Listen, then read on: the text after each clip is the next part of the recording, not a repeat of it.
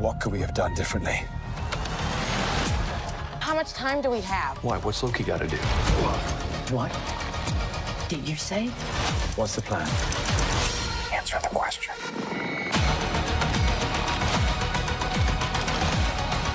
Have you heard about how if you fall into a black hole, you turn into spaghetti? No. Good. The less you know about that, the better. Don't miss the Loki Season 2 finale, streaming tonight, only on Disney+.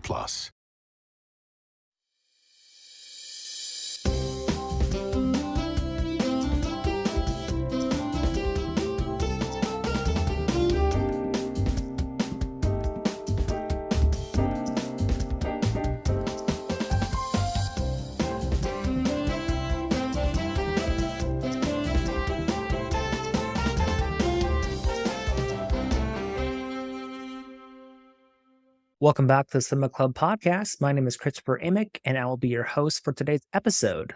The Cinema Club is like a book club, but for movies. Every episode, we invite one member of the Cinema Club to be a co-host for the episode who will choose a movie or television show and join Nick or myself on the podcast to talk about the film or show.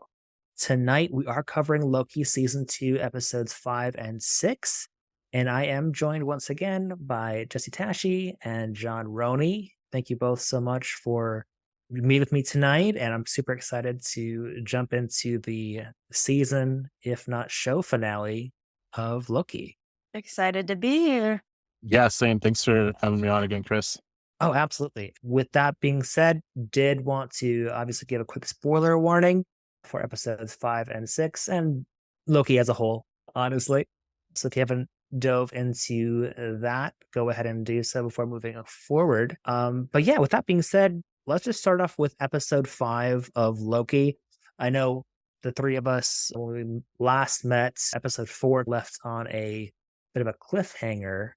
What did you guys think when it comes to how they handled moving forward off of episode 4? I know we had a lot of theories. I thought it did great. Like I said, I was worried because this seems to be the running formula for the series on Disney Plus, where they do not stick the landing. But I think 5 did a good job. I was a little bit nervous because I was like, this seems so big. This seems really big. Is it gonna stick the landing? I enjoyed it. I enjoyed going back to where all their different origin points were and like seeing each of their lives. And yeah. Yeah, I also was nervous about it because a lot of the MCU shows have this thing where like episode 4 or 5 of their 6 episodes ends up being like a weird little side quest that doesn't really fit super well with the rest of it. And this one kind of has a bit of that side quest feel in that it's like a get the gang back together type episode. But I thought it really works because the way they did it, I thought kept building the tension. It didn't feel like it was a side plot that didn't have any consequences. It really tied into both 4 and 6. So I ended up rewatching episode 5 and 6 today because I had a little bit of free time in the afternoon. And yeah, they really flowed together on rewatch. Oh, yeah, definitely. I was talking about this on the Ahsoka coverage that we did on the Cinema Club, where I don't know if either of you watched that, but I really enjoyed the aspect of that show really just being a free-flowing storyline broken into episodes and not jumping around in different storylines too much and really just picking up exactly where the previous episode left off. I really enjoyed that aspect of Loki as well. And like you were saying, John, these last episodes definitely picked up where episode 4 left off and sprinted towards the finish line in a really well done way, though, because as you've been referring to, sometimes those Disney Plus shows don't stick the landing, such as Secret Invasion. I think we can all agree on that. So it was really nice getting a continuous ramped up experience on a Disney Plus show instead of a downward trend experience. And yeah, as far as the aspects that I really enjoyed in episode 5, I really loved the opening shots of Loki walking in the corridors. Again, we've talked about the cinematography a little bit on the previous episode, but again, really love that. Seeing Mobius and the jet skis was fun as well. And then I think my favorite shot of episode 5 was the shot of Sylvie sitting in the record shop and then time just going bonkers around her. That was really well done and definitely stood out to me as my favorite shot throughout the whole of episode 5 personally. I keep getting mind blown by this visual storytelling of this show. Like you said, like the cinematography and the way they choose to show things. It's amazing. I love it so much. Oh yeah, I have that as well. That just wow, it was so cool. I agree that might be the best shot in the whole show was that Sylvie in the record store just like sitting on the couch. And the song you like play and like you're hearing what she's listening to in her ears, Sweet Nothing, like it just really hits. Mhm. And like it was beautiful. Like it was so well done. And even like throughout most of the episodes when Loki does the time slipping and he's just like completely out of control with it and he's like wobbling and they show the tube man like flopping in the wind. That's just a great like visual connection. And yeah, the show's cinematography, it's probably the best of any MCU show and might be the best in the whole MCU. Yeah, it's real good. I hope the people responsible get their due recognition. Yeah, that's a really good point. I think you brought up, John, both the I don't know what you referred to it as the signage out front that's like the squiggly guy blowing in the winds. That, but then also last time we met, you talked about how McDonald's is a very relatable thing. And I hadn't really viewed the show in that manner until you were bringing those things up. It's, oh, yeah, like you have all this crazy shit going down, but then we have these little staples that, as you were mentioning, are very relatable that we see on a daily basis on a drive to work or whatever. And that really, I think, is a great point to bring up because it really helps immerse us in whatever storyline is happening. Yeah, like it's a way that they ground the show, even though like it's a huge story and there's crazy stuff happening, but because you have those moments of grounding the story, it sucks you in enough that like you really feel the craziness more than like when the whole thing's crazy and there's nothing to ground you. It's like, there's no rules here. Yeah. Yeah, and the theme, I guess, that stood out to me in episode 5 that, again, was really connecting point, at least for me personally, was we're really seeing Loki go through a lot of turmoil here because, and then episode 6 as well. But Loki just really wants his friends back. He's Sure. fearing being alone, which I do think is something that everyone can relate to on some kind of level. And especially Loki here, he really has no one left. These are the only people that matter to him, besides his brother, left. He's making all these connections with these people. He has a lot of history with these individuals. And I thought they did a really great job of displaying that, where Loki is going back and he's, handpicking all these characters. And then, of course, Sylvie's refusing to help. Shocker. But she has her reasons why. She tells him why at that bar, which we can definitely then understand her perspective, or at least I could understand why she's coming from it with that perspective. And then, of course, Loki declares that he can rewrite the story at the end of episode 5 and finally gains control of his time slipping. And that's where we end on episode 5, which again is another major cliffhanger. It just 4, 5, and 6, honestly, like huge endings. Yeah, for real. And I think like when you were talking about that's the struggle he's been having in this episode that comes through really clearly is his loneliness and the fear of being alone. Next to Captain America, he is my second favorite character in the MCU, or at least he was until WandaVision, and then Wanda has been like yeah. But anyways, I've loved Loki from the very beginning, and that's all he's ever struggled with because if we look at him at the surface and like all the things that he's done and all the things he's gone through is like, oh, he's really selfish and oh, he just wants to rule, he just wants a throne, whatever. He's always motivated by power, but he isn't. What he's actually motivated by is love and acceptance because ever since even the very first Thor, he was always second to his brother and he just wanted his dad's approval and love. And even Thor in the first Thor was very full of himself and he loved Loki, but he didn't show it often. He was more like, look at me, don't look at us. Don't look at my brother. He was very self-centered and very, I am the god of thunder. I do all these things. And yes, I have this band of, I forget what they're called, but I have this band of merry men and we do cool stuff, but it's me. It's me. I'm the one you should be looking at. And that's his whole arc in that first one is he gets humbled and whatever. His dad banishes him and yeah. But like Loki throughout all of this, even when he did the bad thing and attacks New York, personally, I don't want to say I defended that because that makes me sound like a psycho. But I've just felt like I've understood this character from beginning all the way till now because like when he does what he does in Avengers 1, yes, surface level, it's, oh, I want to rule. So I can rule these mindless Chitauri soldiers and like I can rule them. But it's less about controlling and more about being in control.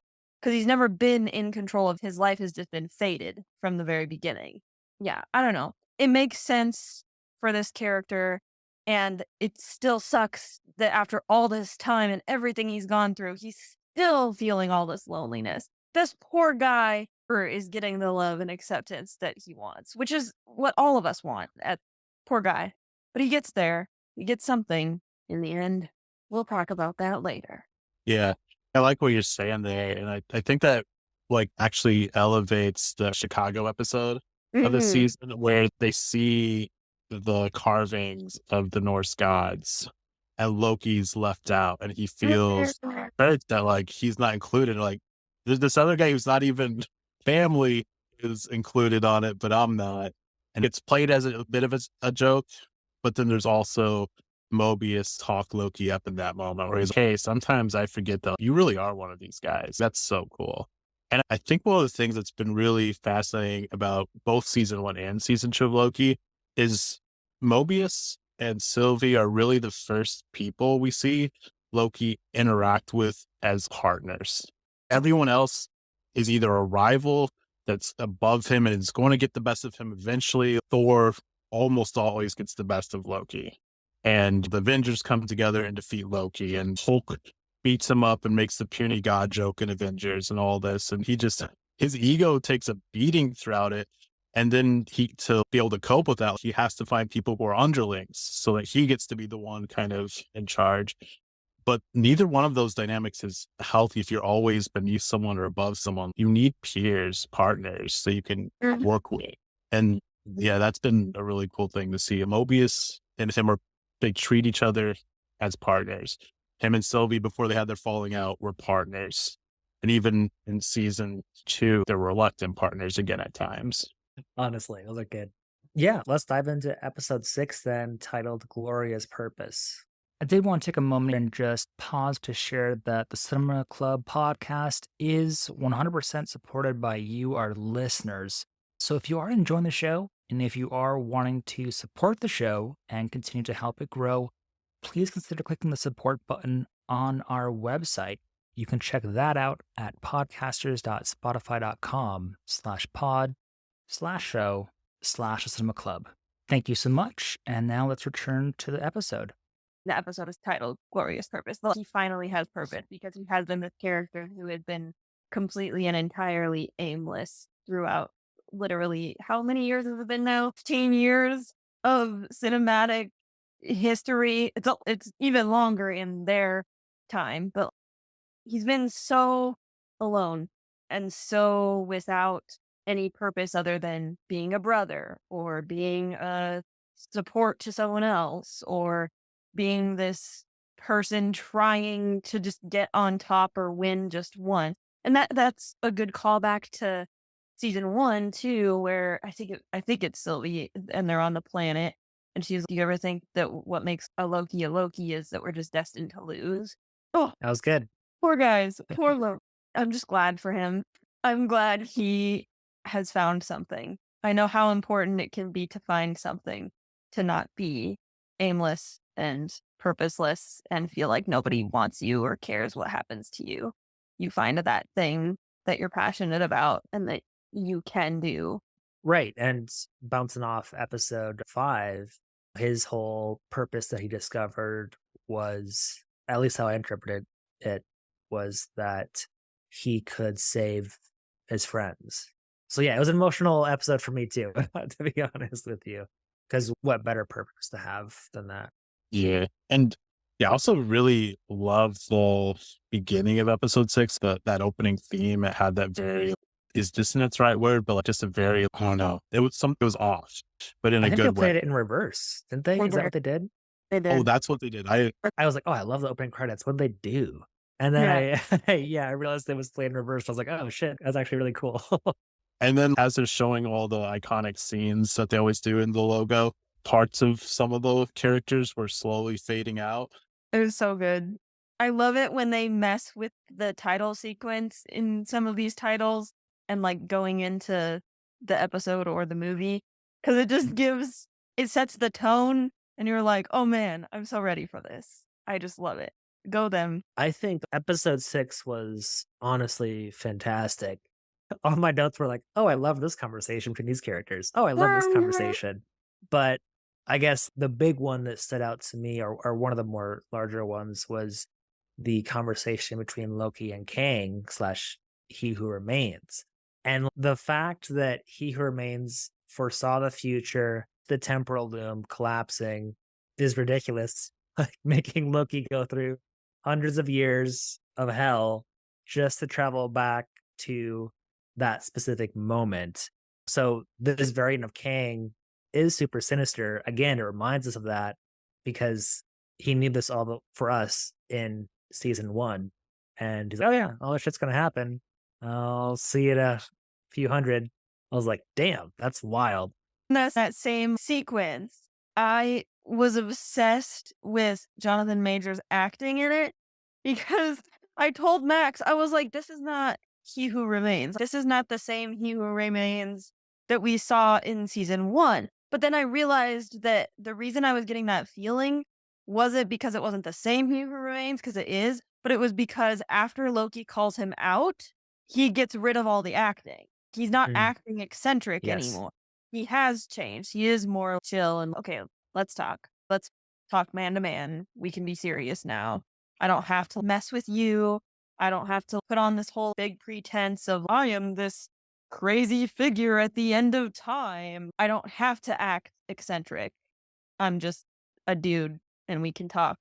Because I was like, why does this team isn't seeming odd enough? And also, when he's imitating Victor Timely, like his other variant, he doesn't get it perfectly right, which is absolutely amazing because this is the same actor portraying all of these different characters. So he could 100% get Victor Timely 100%, like, because he is. That's true. But then Majors, the person, acted Victor Timely just a little bit off because he's supposed to be this other character imitating this other character. Oh, it was just so good. I say it every episode because we usually have a great bit of acting to talk about, but since I am an actor, these moments up. I'm like, if I could ever just do this once in my life, just sink my teeth into a role even semi like this ever, I would die. And they're so good, and go them, and you just keep doing what you're doing, good actors. Yeah, I mean, it made me scared of Kang again, I guess is how I would best put it, because I was a little scared of Kang in Loki season 1. And then we had the Ant-Man movie and a different version of Kang, obviously, then in season 2 of Loki. And both of those iterations of Kang have been okay, at least for me personally. So it was really cool again, going back to this variant of Kang and really seeing how some of them are pretty conniving individuals. This was great. I love this. I'm so interested to see any other variants too. If he can do these 3 characters this good, it's gonna be great. Also different. Yeah. Yeah, no, that was a great scene. And also the one leading right up to it with Loki versus Sylvie, that fighting loop montage was pretty cool. And her just keep repeating that same line every time. If you want to stab me, you'll have to kill me. And he's just trying to figure out what's the word I can say. What can I do to make this fight go long enough that maybe you'll like start to listen? And he can't figure it out. Like she's just too determined. And I thought that was really good. And every time she says it then is worse and worse because you as an audience member, since it's happening over and over again, you realize that, oh no, that is the only way. He is going to have to kill her, right? This is happening. This is what has to happen, right? And it just takes you on that probably same infuriating journey he's going on. At first, when she first says it, it's just like, and then the more she says it and the more she says it, it's, oh no, that's what has to happen. Yeah, and I know we're diving into the scene a lot, but I really just loved it. And the writing, though, too, I thought was really well done. Like when Loki and He Remains are having that conversation and that whole power dynamic swing that occurs between the characters when Loki says, "What makes you think this is the first time we're having this conversation?" That was like oh shit. Like the whole like dynamic between those two characters instantly flipped. And you could feel that as an audience member. And I just really appreciated that it was written and acted to such a great level. I loved it. And what's even more perfect about that scene and that exchange and the back and forth between them and the mind games almost is, of course, it would be Loki coming up against Kang or He Who Remains. Like, out of all of the characters in the MCU, I feel like Loki is the character that would be able to do that because he is literally the god of mischief. So he has that brain already that can play those mind games and can come out on top. Yeah, it did take him some centuries, but he got there. And of course he did. And of course it would be him. And I love it. Yeah, Loki's got a lot of flaws, but being smart and being patient are not two of them. Like, the dude is brilliant and so patient, like so willing to play the long game. Because I think that is largely from growing up with Thor, where he realized, like, I'm never going to outfight Thor. I can't, but I can outsmart him. I can be more patient, play the long game. And it's just, it's really well done. Also think that plot twist almost, or like that just flip in the scene where, wow, now Loki's the one in the power. They did a couple of those like sudden twists in the show in this episode that were really well done. Because earlier, after the centuries later, the words come on the screen, they finally succeed, and then immediately it fails as they're celebrating. Wait a minute, and the contrast there I thought was really good because if they'd have slow played the beginning a little bit more, that could have easily been the whole episode, and it would have been a satisfying ending for the show.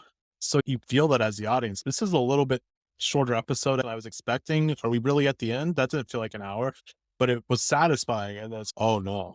When it built it all up with us as an audience as well. So we're feeling the elation on some kind of level that Loki would be feeling centuries into this thing as well. So when he finally succeeds, but it doesn't actually work out after centuries of quantum mechanic education and whatever, it's a whole bummer. I think part of that is this show just did such a great job with montages. Well done montages. Sometimes montages feel like a crutch in a show or a movie where you just are rushing through things and you didn't want to take the time to actually show it in a more detailed way. But I think the way that this show did it was just, it really built the tension and helped you feel the sense of, oh, this is over and over for these characters. No, definitely. And they infused humor with it all happening too. Like Mobius being like, wait, how do you know all this? Or being like, again, what do you mean? Or this time. I absolutely love the scene. Like the music, the confused faces, and then the audible cartoon blink made me laugh so hard when Loki bursts into that meeting of quote unquote the villains. It's like, all right, I know you're mad. I know you're upset. I really need your help right now to go do this thing. The sequence of showcasing Loki literally doing everything he could to try and address this issue. Like you were saying, John, I thought they did a really nice job of selecting how they did that, but then also selecting stuff to not show. Like they didn't show us Loki learning quantum physics or whatever for centuries. They just like, all right, centuries later, boom, here we are. So yeah, again, like you're saying, really great editing. and writing. Just off of that a little bit, the moment, like, I don't know why I nerded out about this single moment so much, but I literally had to pause it and turn to Max and like, do a little freak out because right before the Centuries Later title card, when he's like asking Obi and Victor Timely, like, how long would it take me to learn this? And Obi's decades. And then Victor Timely says centuries. I lost my mind over just that single exchange because I was like, of course, for Victor Timely, someone who lived in a time where science was just exploding, it would take centuries as far as he's aware. And for someone like OB, who came from, I guess, the 90s, but whatever, he's already advanced in how science has advanced. So for him, he's, oh, yeah, just decades. I lost my mind. I was like, that's such an interesting and cool detail that does not mean that much. For some reason, it just absolutely blew my mind and I loved it. I had not thought about that in that regard at all, but now I love it. So thank you for bringing it up. Yeah, I'm glad you brought up Obi because I want to nerd out about how much I loved Obi in this show. He was so awesome. One of the best newcomers to the MCU in a long time. I think he's probably the best new character this year. Like I loved him so much. Like I love the bookstore scene from episode 5 when he's like trying to sneakily buy his own book, pretend like it's someone else, and he's just like really, well, it's the best book ever. Like I read all this guy's stuff, or how he wants to be, like how he's working as he got his doctor in physics, so he could have a temporary job while he like writes, and it's just little details like that. Or even the line he says when he shows up at Mobius's house is really fun. Where he's, I don't know, if I say 18 months, it's fast. 19 months. Had to take a break when I lost my job and wife. So what's happening? All It's casual. so Yeah. matter of fact. Well, yeah, just so casual about it all. Yeah, he has these great little one-line deliveries just constantly throughout the show. He's literally so good. And I'm sad to think that this might be the only entry we see of him. Like, why can't he be an actual part of the greater MCU so we have a chance of seeing him recurrently? So good. Yeah, I've loved watching him. He makes you sad that, like, between this and Everything Everywhere All at Once, it's really too bad that he got out of acting for so much of his life because this guy's so good. It would have been, like, I hope he continues doing these other projects for a while for the rest of his career because, like, he's fun. Yeah, I saw something on Twitter where he was interviewed about, oh, what would you want to be a part of next? And he said Star Wars, which I was like, hell yeah, that would be fantastic. So maybe we'll get to see him in Star Wars in the future. I think that would be a really fun world or galaxy, whatever, to play in with him. That'd be so fun. I hope he does. Oh, that'd be so fun. And yeah, like I was referring to earlier, I just really loved all of the individual conversations between Loki and Mobius and Sylvie. Like the one especially with Mobius about burdens and decisions, I thought was really awesome. Like he purposely went to a time where Mobius wouldn't have any potential context about why he was coming to him to have a conversation, and then really took to heart the let time pass line. He really grabbed onto that and ran with it. But I just thought that was so cool that Loki wanted to get advice from his best friend. Again, made me emotional this episode. So good. And it's so interesting and heartwarming to see the journey Loki's gone on because 2012 Avengers 1 Loki would not care about like how you choose who lives or who dies or what sacrifices you make. There's a lot of collateral damage in the Battle of New York. He didn't care. And here he is. I have this decision on my shoulders by myself entirely. What do I do? How do I make this tough call? Yeah, I really like the line that Mobius tells him where he says that most purpose is more burden than glory. And you really feel that with what Mobius is like with the story he tells and just like his own journey through the TVA, where he tells that heartbreaking story about the time Variance cops or whatever they're called and that little boy that they're supposed to kill because he's going to grow up to do horrible things. And so if the timeline branches here, it's going to be really awful for everyone.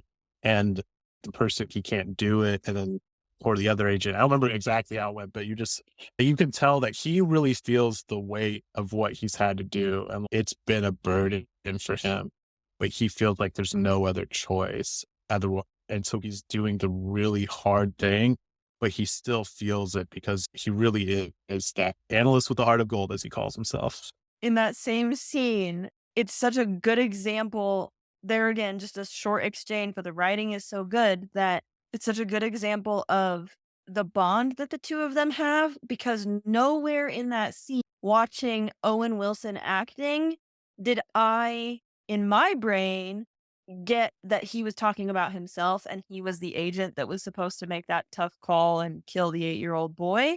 But Loki picked up on it immediately. And so he knows, even though he's speaking about this agent in third person, he knows that agent was him. And then it's revealed that Renslayer was the partner that made the tough decision and did what Mobius froze to do. And I just thought that was brilliant because they have such a deep bond that Loki knows Mobius was talking about himself. I didn't know. And then I was like, oh, there was not a hint of that anywhere. At least I didn't pick up on it. And Loki immediately cuts down all the bull and it was you. It was so good. Yeah, I didn't pick up on Mobius referring to himself in that story as well. So yeah, again, it showcases the relationship that Loki and Mobius do have, where he's able to exactly see through, like I said, the BS and take really that personal experience that Mobius is sharing with him to heart. And you also get the sense that these two guys just really connect on some sort of really deep personal guttural almost level, because there's several different scenes throughout both season 1 and then season 2 where they meet each other for the first time from Mobius's perspective.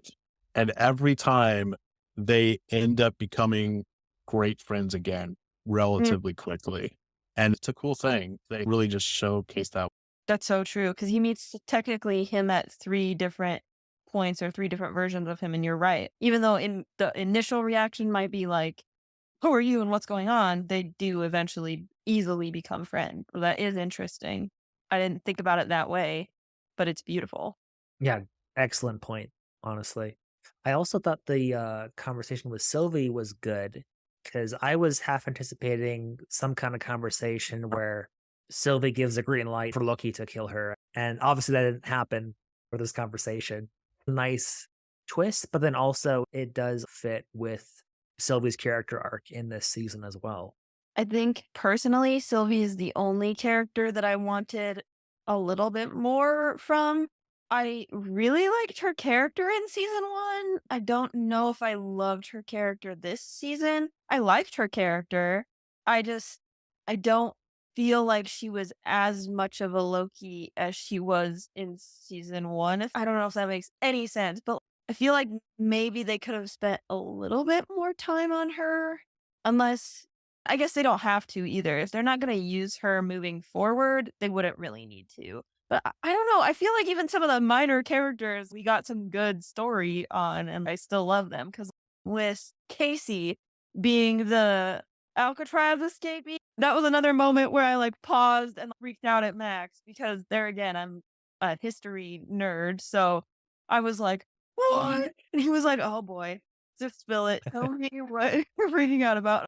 I'm like, do you remember last season where they had the cameo of the plane conspiracy? I'm like, this is the same thing.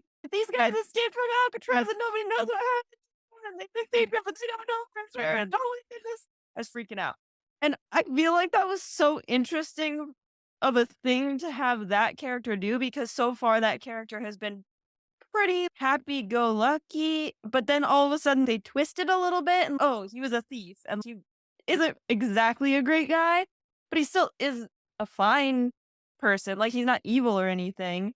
And it also just makes me laugh, because then I think about, I think back to season 1, and I'm like, this dude, maybe he wasn't even a cold-blooded hard thief.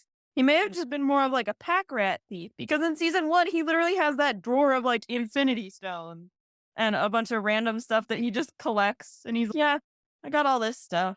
And he's just like a fairly background character, but everything they've done with him is great so far. And I feel like if we could get that much information on him, why is there not more for Sylvie? I don't know. I just did not like her this season. Or I Yeah, should no, say, fair I enough. didn't love her. I liked her. I didn't love her. Yeah, fair enough. I thought she was great in season 1 and good in season 2. She wasn't quite as interesting, and there wasn't a lot of character development for her in season 2 because it feels like she's mostly left where she is at the end of season 1, but wanting to be just very disengaged and gets reluctantly pulled in at different points, but then immediately wants to disengage again. Didn't feel like it really went much beyond that. Mm-hmm. And she's in such great scenes in this season, so I don't want to downplay any of those scenes, but just because you're in a great scene and you have good dialogue doesn't mean we really know you. In the end, when they're both framed in the window and they're watching Loki go off and do his thing, I don't feel like it's as justified or as heart. In that moment, I feel like it should have almost just been Mobius in the window with Loki looking back at him and giving his goodbye speech, essentially, because I don't feel like him and Sylvie have as great of a bond to justify that. I don't know. Do you wish that her and Loki could have had more of a reconciling moment at some point in episode 5 or 6? Maybe that would have helped a lot, I feel like. I guess the speech that she does give him is not really a reconciling, but it's almost maybe that should have counted and I should just take what I can get and not overanalyze it. But I think I would have liked something bigger. I think I would have liked a greater reconciliation because at that point, why does he care that much about her? Does not seem to care about him at all. So why would he want to risk everything to save her? It makes sense in my brain that he would want to risk everything to save everyone else in that room, but it just does not feel like they have any sort of relationship at this point other than basically a trauma bond. They're both Lokis who have been through literal actual hell, so they do understand each other on some spiritual traumatic level. So that's fair. But even then, she continuously, even when he tries to trauma bond with her, she continuously draws lines and is, no, on me and you're you, and we're different. Oh, okay. That's fine. Yeah, I definitely agree with a lot of what you both are saying. I think, honestly, it may have come down to the writers not knowing what to do with her character a little bit in season 2. That's speculation, of course. But then also, two-parter response. Sometimes with relationships with people, we don't always have a huge resolution and or a happy ending. And I at least personally was viewing it in that lens where it's something where we saw the closeness and, like you're saying, the trauma bonding in season 1, but now in season 2 we see both Loki variants, of course, but two very different people at the end of the day. That's so fair. And now that you say that, that makes me like it more.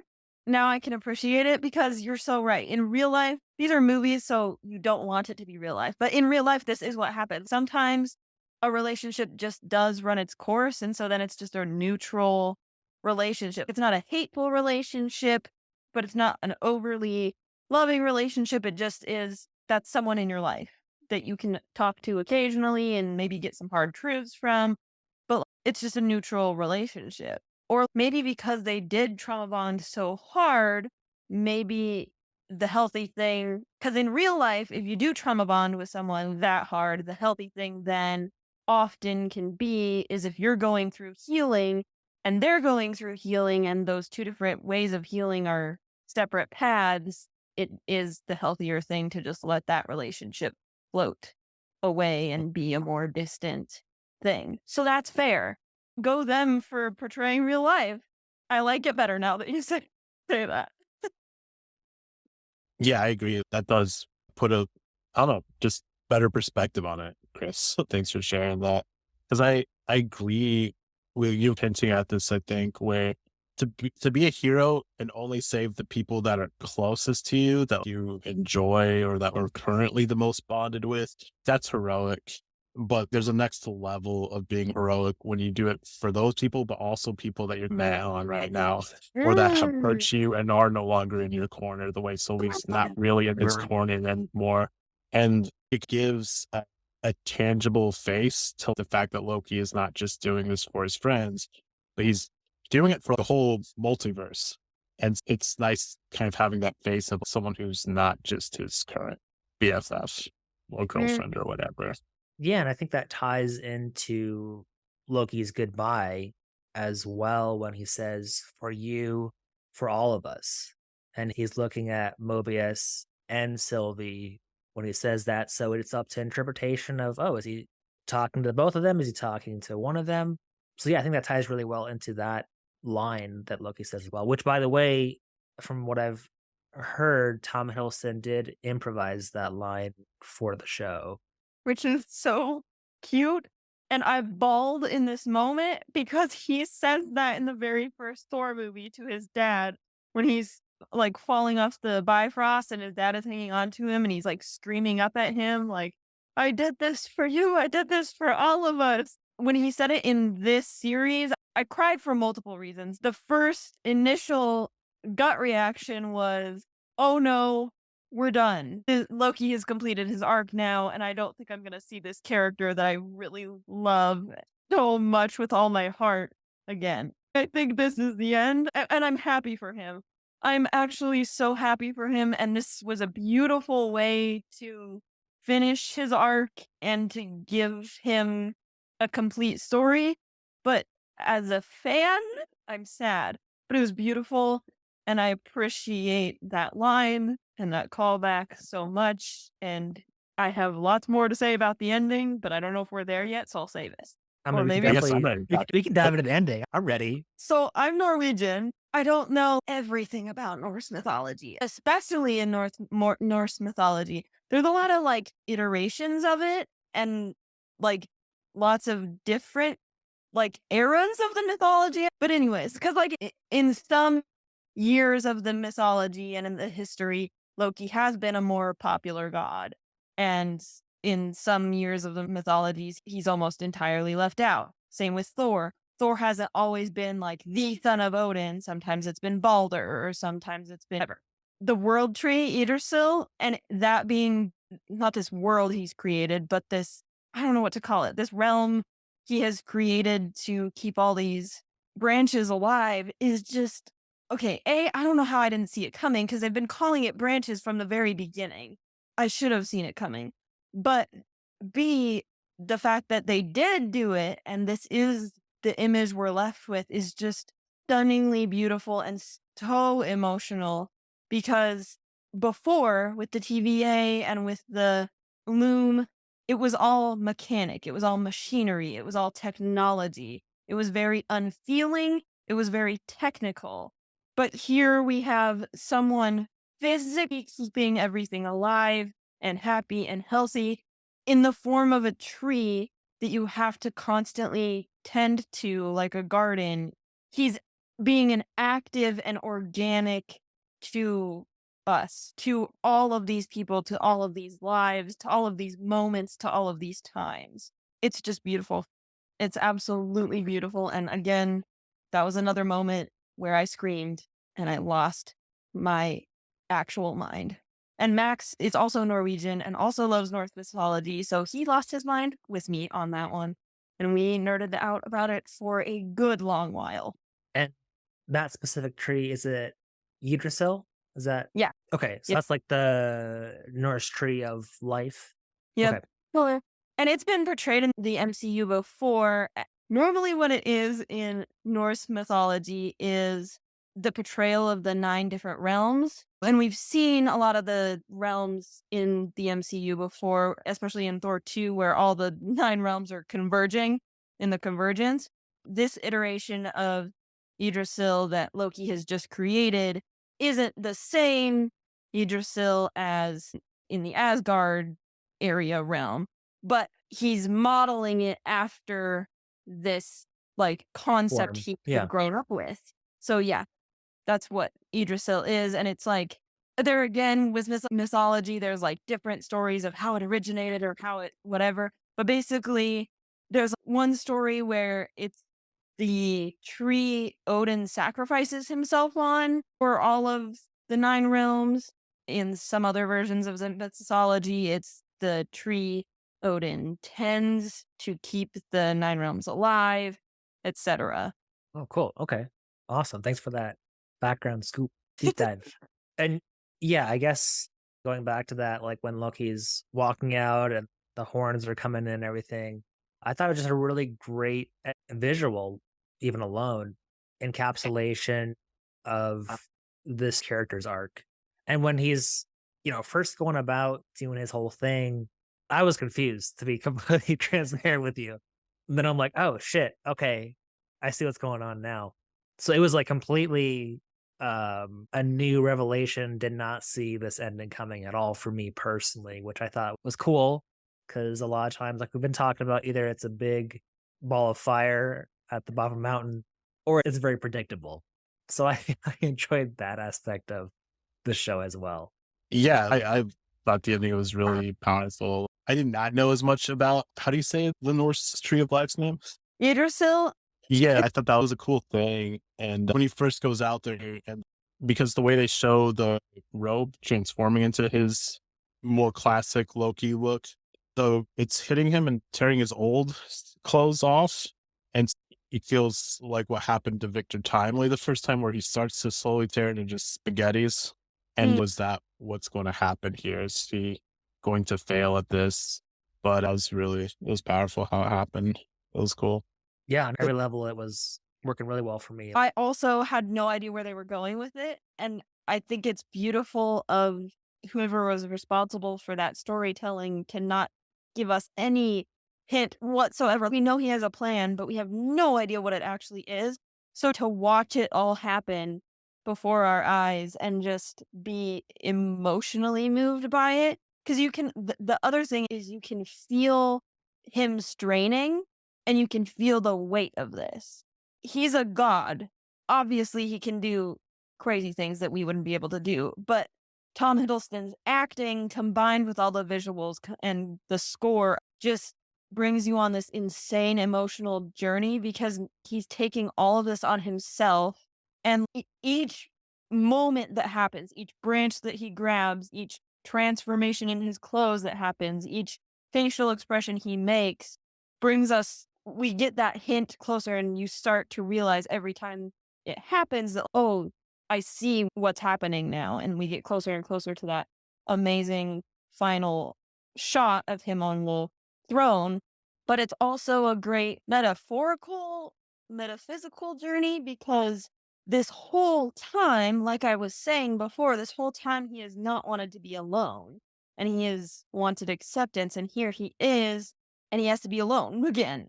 But it's in the best way possible. He's alone, but he also is accepted, and he also has literally the responsibility of keeping millions and billions and trillions of lifelines and universes alive.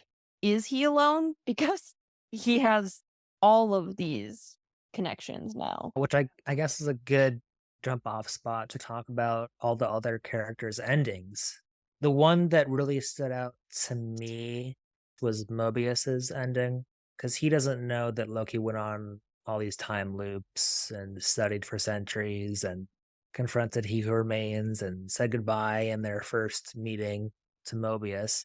So Loki's whole decision to do this all was very sudden because he doesn't know Loki had tried everything already. And it makes me sad because Mobius didn't get to say goodbye to Loki. That was like the one bummer for me, which was life. Again, it's not always tied up with a big bow on it for us.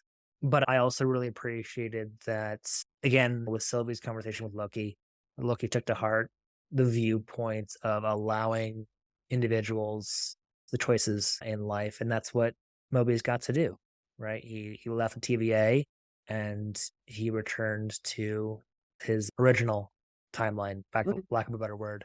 So yeah, I just really enjoyed the ending as a whole, just because it wrapped up everyone's storylines pretty well.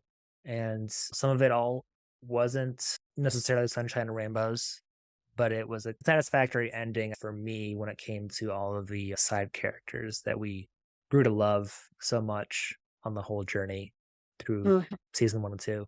So yeah, if it is the show finale, what from my understanding sounds like it probably is, I'm definitely very happy with it. Yeah, it's too bad, especially with what Loki told one of the variations of Mobius, that you can go back to this timeline anytime and just rejoin from that point as if you're never gone. But the original, or maybe not the original is wrong, but the Mobius he first meets isn't able to go back into it. Like he's his variation of it for whatever reason doesn't exist anymore. Like his specific timeline variation that he would have been pruned off of is gone. He doesn't get to go back and hang out with his kids and sell jet skis and stuff. Like he gets to watch that version of him get to live the life he wants to. And it's beautiful, but it's sad. Yeah, because doesn't Mobius say something along the lines of, I'm going to let time pass now? Yeah. Yeah. No, I think it is, like you're saying, John, a sad but beautiful way to close Mobius's character. Yeah, and we gotta see him on a jet ski. Even if it wasn't on the water, we at least still gotta see him have that scene with him on the jet ski. Hell yeah. I don't know if you guys are into Funko Pops, but they are coming out with the Funko Pop of Mobius on his jet ski.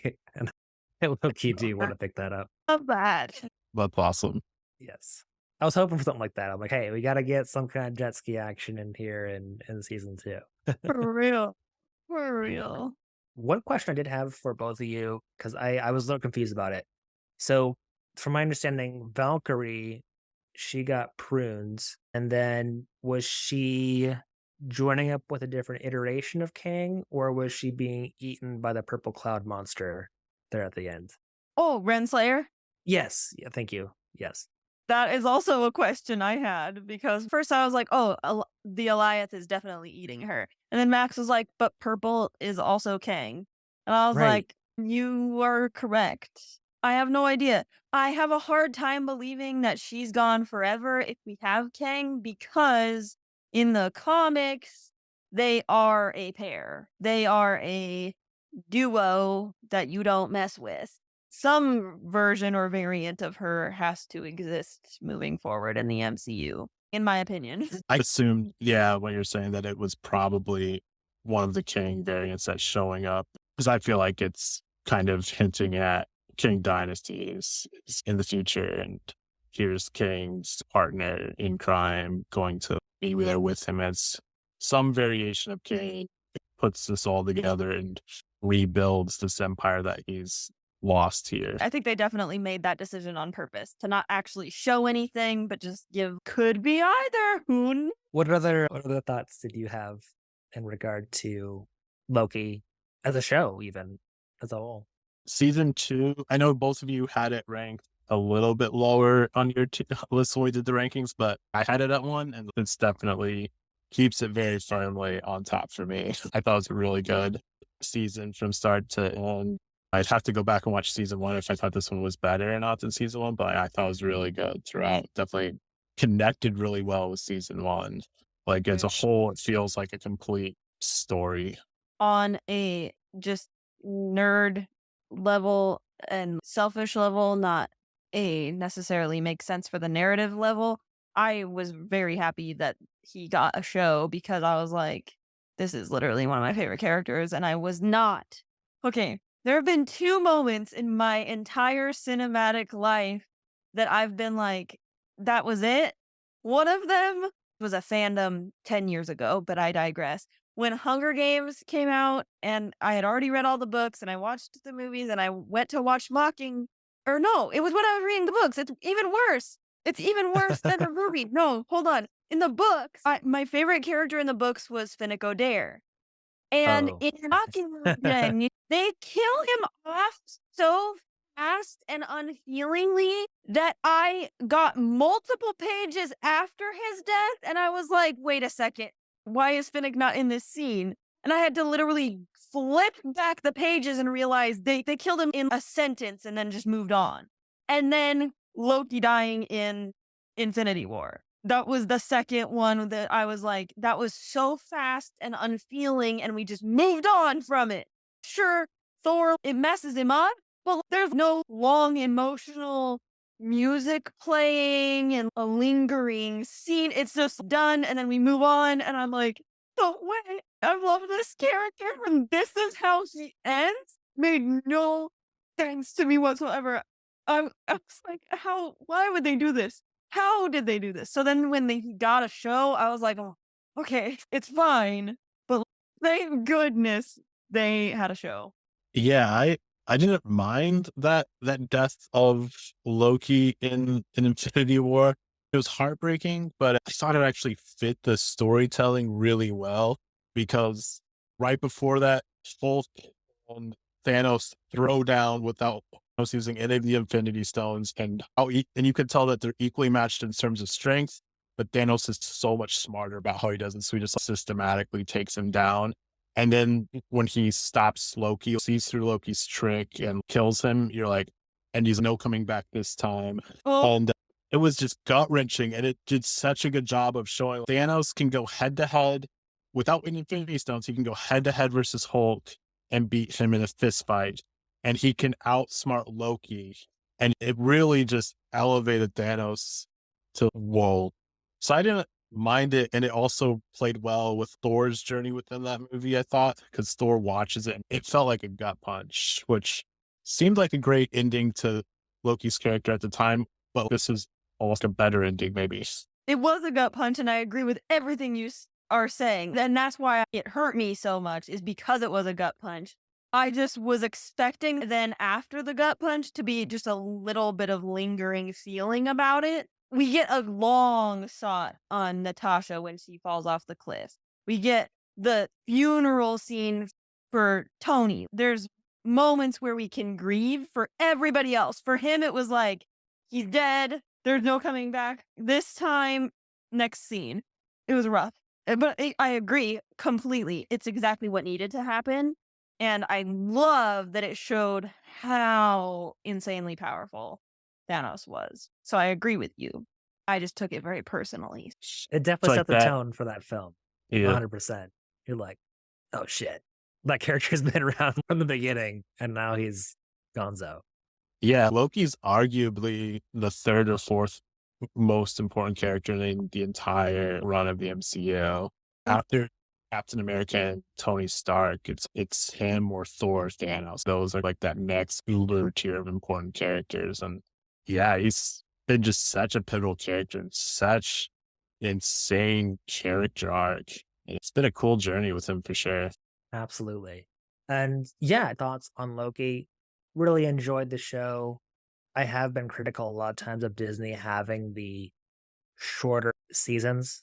This was only 6 episodes, but I thought they did a really nice job of having 45, 50-minute long episodes here and there. And they really told a complete story in season 1 and 2. And it worked really well. Really did. So I was very happy with it, but really a top tier Marvel Disney show for sure. Which I did want to ask you on that note, moving forward with the MCU. I know I told you both I did not see the Marvels yet. I'm sorry. But I did want to ask, when it comes to the MCU moving forward, did anything, keeping it spoiler free, that occurred in Loki have an impact on the MCU moving forward? Or is it one of those situations where we've been seeing a lot of the MCU Disney Plus shows aren't having much impact on the MCU movies? So far, it seems like Loki's probably a self-contained story, I would say. Yeah, it didn't really, as far as I could tell, tie into the Marvels very much, if at all. And I feel like Loki and Ant-Man Quantumania were both really setting up towards Avengers King Dynasty and then Secret Wars, which are announced for, I think at this point, it's like 2026. So it's a few years down the line, thanks to writer strikes and all of that stuff. But then there's been things about his court case for Jonathan Majors and stuff. And so I feel like there's a decent chance to just move away from it altogether and just leave it just be its own kind of one-off, which would be disappointing because the MCU was at its best when everything felt super connected. Guardians was amazing and it felt very different from the rest of the MCU, both Guardians 1 and 2. But then like it tied in super hard with Infinity Wars because Thanos was a character in the first one and there was still like effects from the second one that tied in. And so I don't know. I feel like it probably is just going to be self-contained, but I'm hoping that things can get worked out. Yeah, agreed. I think the only connection it would have, obviously, is just for being a setup for Kang and an introduction to Kang, because Loki season 1 was literally the first instance we got of a Kang variant. And if at all we're going to see Loki again, maybe in Secret Wars as like a final send-off for Thor and Loki. Maybe somehow Thor finds out about Loki and he goes and sees him one last time or whatever happens, or he has to get his help one last time, but I doubt it. Also, they've had a couple, like WandaVision brought in a couple like pretty minor characters from previous Marvel movies that were there as part of the team helping.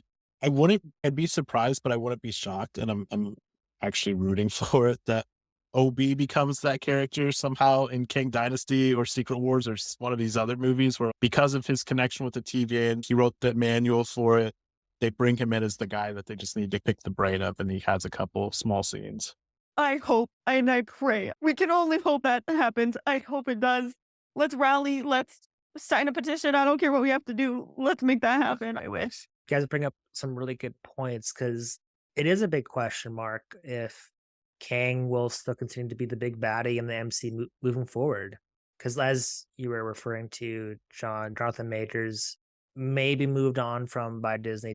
I think it's a two-pronged situation, personally. I think it's the character not seeming to connect with audiences very well on Ant-Man, which I'm a part of that personally. Like I was referring to in our discussion on season 2, I really connected with He Who Remains, but not the Kang in Ant-Man. But then also with Jonathan Majors facing some legal troubles that he's not yet stood trial for, so we can't really say what those results will be. Disney's in a weird spot, I feel like, when it comes to this character, because it's a situation where it's okay, so on one hand, let's move on from the character for a few reasons, and then maybe Jonathan Majors is not found to be guilty, and so then we have that situation, which is, oh, hey, we let this amazing actor go, and then you have the complete opposite possibility of, oh shit, what do we do with Jonathan Majors now and his Kang character if he is found guilty of the things he is on trial for? So I would not want to be making any decisions when it comes to the situation because I definitely feel like it's a hard spot for Disney to be in. But along that as well, there have been some very recent news drops about Disney potentially dropping the Ant-Man and the Wasp Quantumania screenwriter Jeff Loveness from writing duties on Avengers: The Kang Dynasty, and in turn steering away from Kang the Conqueror as the main antagonist of the multiverse saga. That's like the last 24 or 48 hours from my understanding, and that's nothing official. But it's definitely, I think, interesting in this conversation that the MCU could very quickly introduce somebody else as the big baddie, like Doctor Doom, for example. Isn't Doctor Doom connected pretty closely with Fantastic Four? Correct. And that's the big movie dropping right before King Dynasties. If you just change the name of it to Avengers Doom or Despair type thing or whatever, they'll come up with a more clever title than that. But I feel like that could be, like the way the schedule's set up, it definitely feels like they could pivot. Whatever actually happened in the Jonathan Majors case, I'm hoping for justice, whatever that means. Oh, yeah. It's always sucks when this type of thing happens because either an innocent person's being accused unfairly or someone was really abusive, and neither one's great. On the subject of Doctor Doom, they did leave a little bit of an Easter egg, and it also might not be an Easter egg. Who knows? I could be reading into things. In episode 6, when Loki's talking to Mobius about the kid they had to go back and Yeah. prune, who potentially killed 5,000 people when he was 8 years old, he says that it was near the Black Sea and Latveria, which Victor Von Doom is like the leader of. I don't remember if it's king or what what his title is, but Latveria, the fictional country he is the leader of, is on the Black Sea. So that could have been Victor Von Doom that they had to prune, or a variant of Victor Von Doom. Who knows? Interesting. Oh, that's Okay. That's cool. The deep cut, it's a very slight chance possibility, but they could have left that breadcrumb in case they do have to switch villain. It might also be that they set it up to have both in it. Maybe the plan was something like King Dynasty, and then when they stop him, somehow that sets it up for Doctor Doom right away afterwards for the Secret Wars or something. So who knows? Maybe that is the plan anyway, or maybe it is just an Easter egg just in case they have to do a hard pivot. Personally, I hope they don't completely pivot away from Kang despite Jonathan Majors, because we've already introduced the concept of variants and how variants don't have to look like the Prime. So technically, if they have to boot Jonathan Majors, they could just get another person. And as far as the comic side goes, I would hate for that character to not have as big of a role, just because in the comics, like a Thanos figure, he goes through a lot of different crazy things, because one of the first variants of Kang is, I forget his first name, but he's like the grandson of Mr. Fantastic. He's important. He's in a lot of different storylines, and his variants are in a lot of different storylines. So it would be sad if we only got the Ant-Man Kang and He Who Remains and Victor Timely. It would be so sad. Yeah, that's a good point, because they did have, like, at the end of season 1 of Loki, like 20 different Lokis or whatever. One was an alligator. That's not even the same species at all.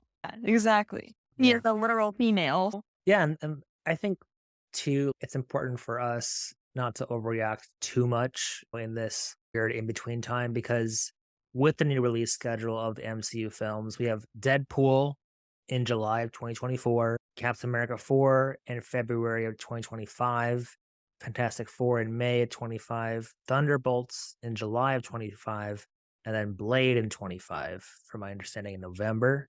Does that seem correct, everybody? I think that's the new release date. Yeah, I found something that's similar to that, yeah. So 4 movies in 2025, which doubt will actually happen, but they still have a lot of time. That's what I'm saying. They work with Jonathan Majors if both parties want to working forward in whatever contract they pre-existing have drawn up. But it also is cool / sad that the only MCU movie we're going to have is Deadpool next year, which I think is going to be a big event as far as the theater experience goes, because that is going to be the only MCU project next year in theaters, of course. Yeah. And that's one of the things that's challenging right now about the MCU, I think, is a lot of these movies have had really big endings, or like in some cases, even big post-credit scenes. And then it's like a lot of these things have been set up in 4 and 5 haven't been revisited at all. No other shows mentioned the celestials popping out of the atmosphere over the Indian Ocean. That seems like that would be a big deal.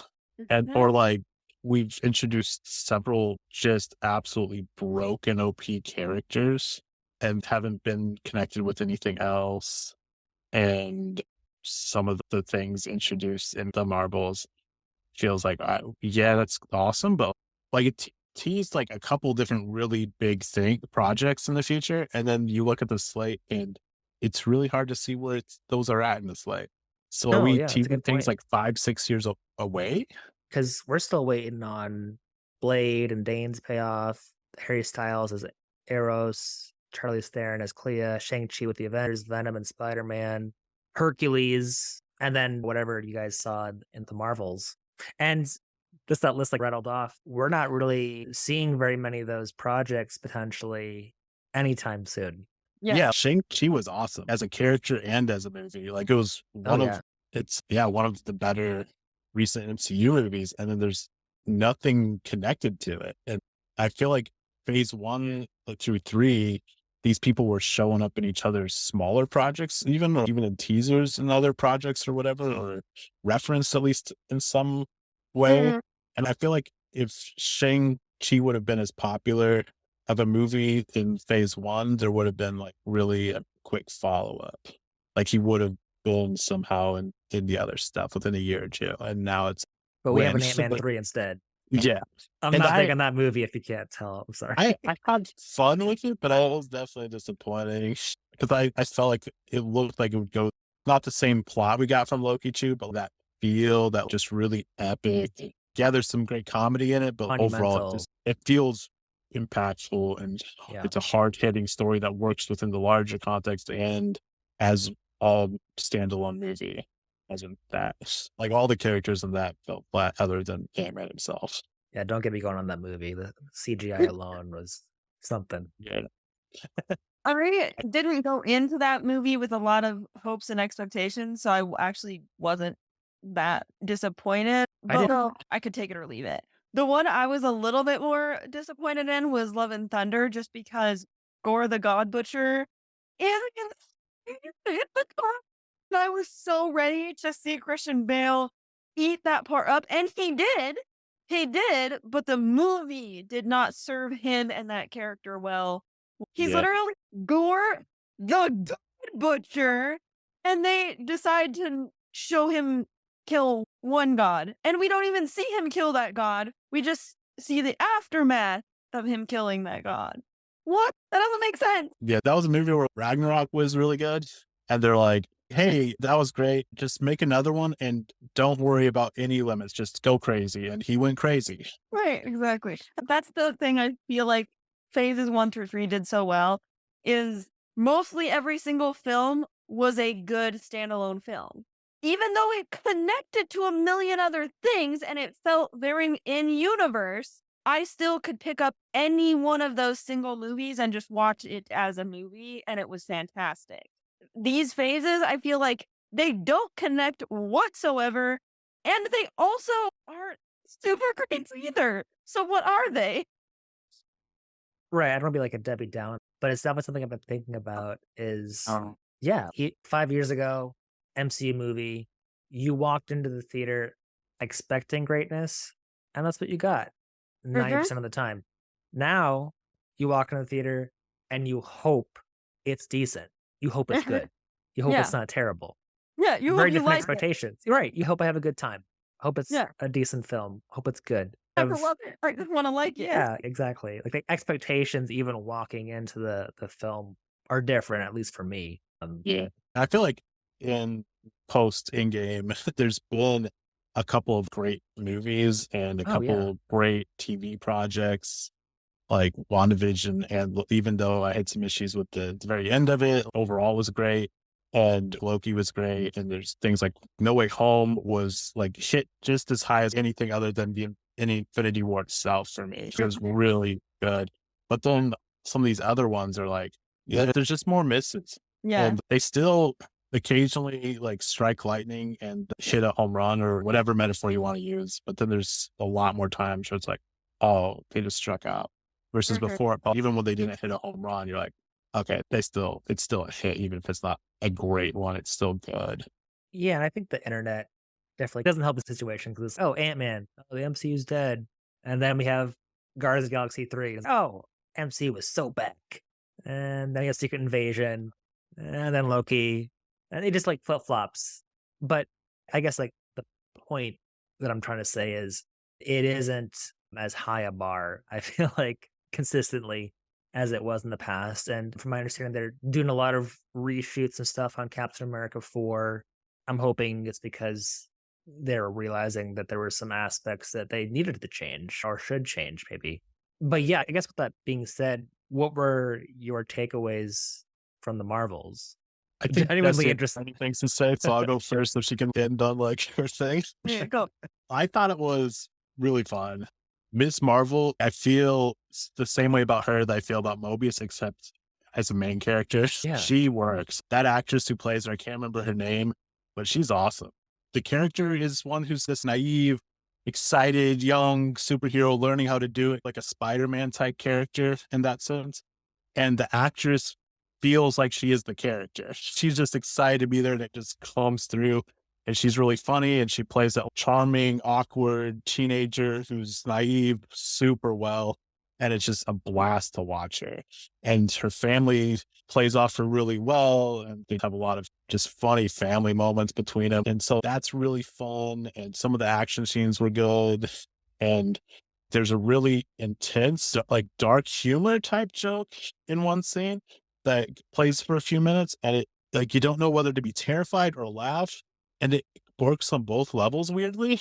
And the highs feels like this movie is phase 4 and 5, where the highs really work well, and it's almost as good as most of the best parts of the first few phases. But then the lows are just like, what are we doing here? Some really bad storytelling, some of the worst in the whole MCU, in my opinion. The editing's weird. It's very uneven in tone. There's some just weird plot holes. There's some character dynamics between each other that like it was written by someone who doesn't understand how human relationships work. So for me, I don't know, like I had fun. It was one of the most fun movies and worst movies of the MCU, in my opinion. Okay. So very mixed. Yeah, very mixed. Everything you said is literally so accurate. Exactly. Those are my exact thoughts. I want to recommend this movie to everyone because on one hand, I'm like, the parts that worked, I'm like, oh, thank goodness we're back. We have the MCU again. And then the moments that don't work, I don't want to recommend this to anyone. I don't know how a movie can be both, but it was. I will say this. In my opinion, this really helped Nick Fury after Secret Invasion and that going down the toilet. He felt more like who he had been before that. So that was nice. Iman Vellani and Miss Marvel is an absolute yes. She should be in everything. She's that great and amazing. And I think what you were touching on, John, I think part of the reason it works so well is because she is literally actually a fangirl in real life. So not only is her character just excited to be there, she is also excited to be there. So I will carry the entire MCU on my back and I will do it gladly. And it works and it's great. And the fact that she gets a certain scene that she gets literally blew my ever-loving mind. I was so happy and excited. And that was the moment that I was like, oh my goodness, I have been waiting for this for 3 years. I've been waiting for this moment since Endgame. We're finally connecting things and we're back and things make sense again. It was amazing. And there's another scene. That one actually wasn't the scene that I screamed in. This other scene is the one that I literally jumped out of my seat in the theater and screamed. So yeah, like you said, highs are fantastic.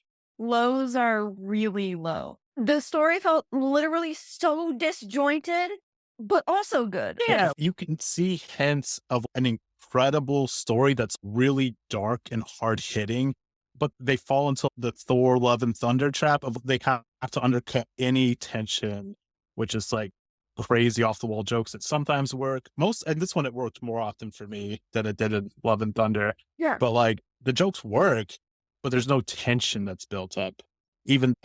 That's actually one of my issues. It was my issue with her in WandaVision, even though I liked the character overall. It was my issue with her in this one. Like she undercuts like the emotional weight of what the hero does wrong. Like doesn't matter how terrible your mistake was and how costly it was. Like I got your back, girl. And that's great to be supportive, but like you're taking away any blame whatsoever, even though there should be blame. Like mistakes were made that were really costly. Yeah, for sure. Exactly. Because those same scenes you're talking about are the exact same things I'm talking about where it is good. And in the dialogue that's almost great, and then it just moves away from it. And it's like, what? We were almost there. We were like this close to it being like, wow. And then it's just gone again in the blink of an eye. Yeah. I'm curious if you had a similar takeaway from this, but I would be perfectly fine if I never saw another project with Captain Marvel or Monica Rambeau again. I wouldn't be upset if I saw him again, but they're not going to raise my excitement level of a movie if they're in the trailer. But Miss Marvel team, there's a lot of characters in MCU that I want to see her interact with that person or that person. And like the project they teased with her, like that got me hyped. Like that's a fun project. That's the one. Exactly. I'm upset it's not on the slate, but like whenever they finally get to it in like 2035, like I'll be like an old man, like retiring, but I'll go see it with my grandkids. Exactly. I will absolutely be there for sure. 100%. Also, her family is absolute gold. I would watch an entire show just of her and her family. I know there already is one, but there should be more of it. Her family is so fun and funny and amazing, and I love them. So basically, the Marvels is really easy to enjoy. It has a lot of highs, but then it's a little jumbled when it comes to the tonal shifts. Yeah, if you shut your brain off and just go for the laughs and like for some fun scenes with Kamala, you'll love it. If you're trying to think through what's happening, it's not going to be a fun time for you. Okay, that kind of tracks with some of the non-spoiler reviews I've been seeing, and then also like Rotten Tomatoes, like the critics it's a 62%, but then audience is 84%. So it does seem like it's a very split takeaway, I guess, when it's either it is working or it's not. And I do appreciate that you're both in a space where, hey, it definitely has its highs and it definitely has its share of lows, as a lot of films do. But it seems like those are very drastic throughout the whole film. But no, thank you. I appreciate you both sharing, and I definitely am interested in trying to see it. I know, Jesse, you were talking about the Hunger Games, and I read the books, loved the books. That was my YA cultural buy-in as a teen. Adored Jennifer Lawrence in the movies, of course, everything like that. Still do, of course. But I'm very excited for the prequel film coming out. What, next week? This week? Loved that book.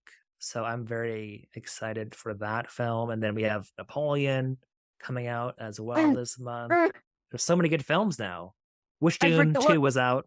Exactly. I forget what it's called, but the new Martin Scorsese one too. I'm so excited to see it. Flower Moon? Yes. I'm so excited to see it because there again, history. I literally like made an escape room based off of this story for my kids in US history last year.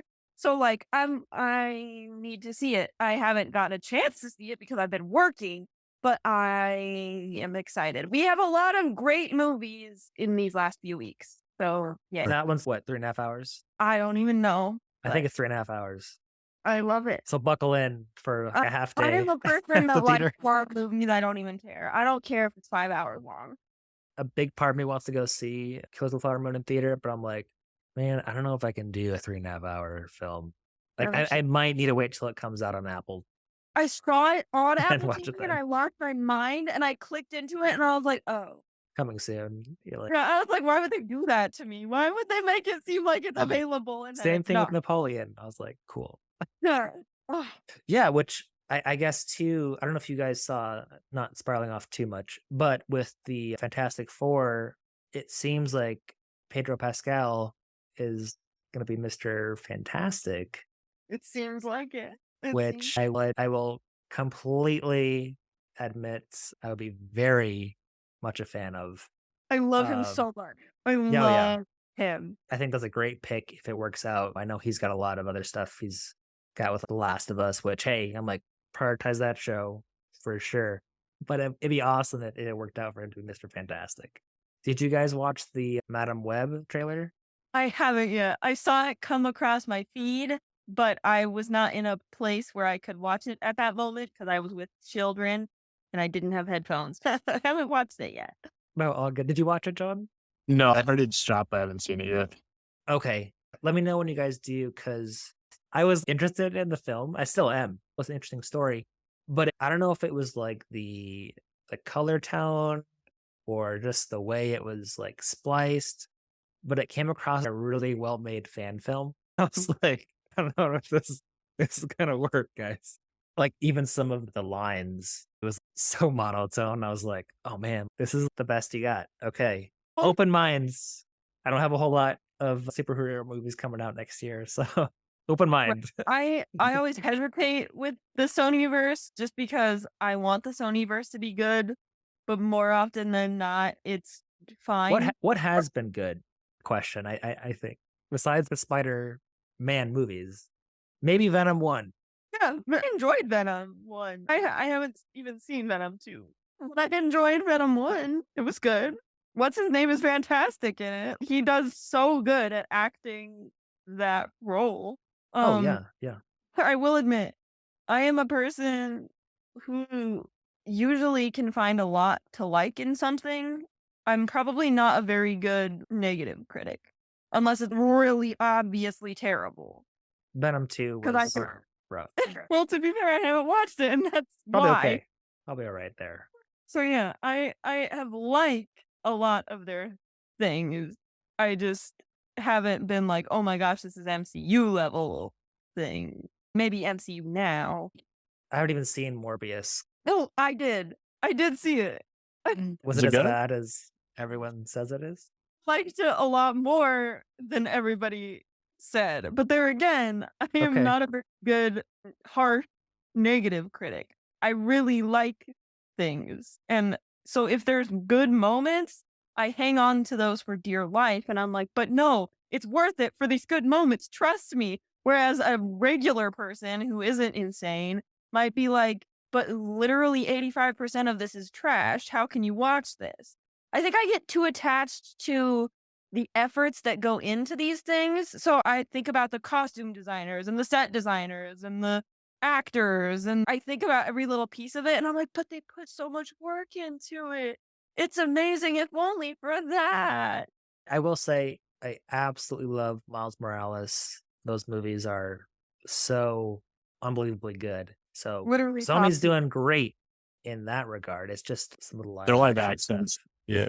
Yeah. Which hey, I think they have 3 films coming out in the next year and a half. Yeah. So I'm keeping We'll an see. open mind. Yeah. Exactly. Sorry, I went on a couple bunny trails there. Any other closing thoughts on Loki, the MCU as a whole? 10 out of 10 recommend. Yeah, no, I really enjoyed it as well. Yeah, same. Loki was just absolutely awesome. And season 2 makes season 1 better because they just connect so well and it ended well. And I already loved season 1. So yeah, it was awesome. Would love to see some of those characters in future things. Probably won't see most of them other than maybe Kang, depending on how that all goes down. But it was awesome. Would definitely recommend Loki. Yeah, and I'm really glad that the 3 of us got to cover this show, especially after Secret Invasion wasn't so hot. So, it's always fun covering things with the both of you. It's even better when we're covering something that we all are really enjoying and looking forward to diving into in detail. I know we've had a lot of crazy scheduling stuff when it comes to Loki, even though it's only 6 episodes. So I just appreciate both of you making it happen, and been looking forward to tonight. So thank you both. Yeah. Yeah, thanks for having us on, Chris. It's always literally so fun. Thanks for letting me nerd out for hours. Absolutely. And that'll wrap up this episode of the Cinema Club. If you have not already, feel free to join the Cinema Club Facebook group at facebook.com/groups/cinema-club-TCC. And you can always listen to the podcast on iTunes, Spotify, Stitcher, Google Play, and anywhere else you hear podcasts. Please consider also leaving us a review on iTunes. It really does help us reach more listeners. And also feel free to invite more new members to the Cinema Club podcast if you are enjoying the content that we're putting out. Also wanted to share that you can email Nick or myself at the cinemaclubtcc@gmail.com if you would like to be on the podcast in the future. And again, finally, we are completely supported by you, our listeners. So if you are wanting to support the show financially, please consider clicking the support button on our website. You can check that out again at podcasters.spotify.com/pod/show/cinema club. Thank you again so much for joining us, and we will see you on the next one.